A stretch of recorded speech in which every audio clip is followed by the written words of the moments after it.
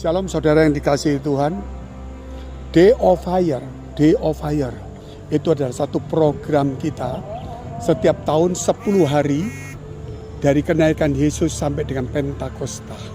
Day of Fire artinya hari-hari harus berkobar-kobar. Kenapa? Karena Roh Kudus ketika turun kepada seseorang, maka seperti lidah-lidah api yang menyambar-nyambar. Maka orang yang pendiam, orang yang diam, tiba-tiba seperti Petrus para Rasul mulai berbicara tentang kebenaran. Dan berani bukan berarti kasar, tapi menceritakan tentang kebenaran. Siapa itu Yesus, mengapa harus percaya Yesus, dan bagaimana berjalan bersama dengan Yesus dan Roh Kudus. Terutama kita terjemahkan dalam 5 pilar, yaitu Back to Jesus Teaching, Mega Project Karakter Kristus, misi, pemuritan, atau juga regenerasi dan diakonia.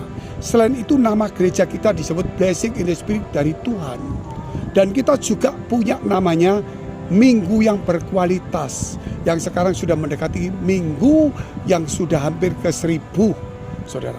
Kenapa hari itu seperti kita minggu berkualitas? Supaya setiap minggu jangan kita sibuk dengan kesibukan seperti Marta, tetapi kita harus seperti Maria yang duduk diam mencari firman Allah, baik yang melayani maupun yang tidak. Tanda-tanda seseorang yang melayani tapi tidak suka mendengar firman Allah, berarti rohaninya pelan-pelan akan turun, dan berkatnya pasti juga berkat jasmani, bukan berkat rohani. Dan terutama kalau kita melihat berkat jasmani pun dikejar dengan susah payah, akhirnya juga tidak memberikan bahagia dan juga bisa hilang. Tetapi kalau berkat rohani didapat, dia akan mendapatkan berkat jasmani juga, dan tentunya juga tidak akan hilang sampai kepada anak cucu. Tetapi melalui satu proses, yaitu saudara ketekunan menghadapi yang namanya mengalahkan daging hawa nafsu.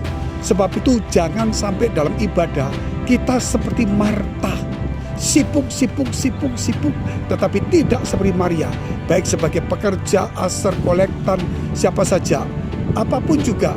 Waktu ibadah khotbah, firman, semua harus fokus karena bukan menghargai pendetanya, tapi menghargai firman. Itulah yang disebutkan Roh Kudus ketika di Pentakosta. Dia menyampaikan firman dan 3.000 orang bertobat karena mendengar firman tanpa pujian. Sebab itu firman itu berkuasa, apalagi ditambah dengan pujian, penyembahan, pasti suasana lebih bagus. Mari kita bangun gereja kita, hidup kita sebagai rumah Tuhan, supaya mencapai tujuan yang Tuhan mau. Sampai jumpa. Tuhan Yesus memberkati.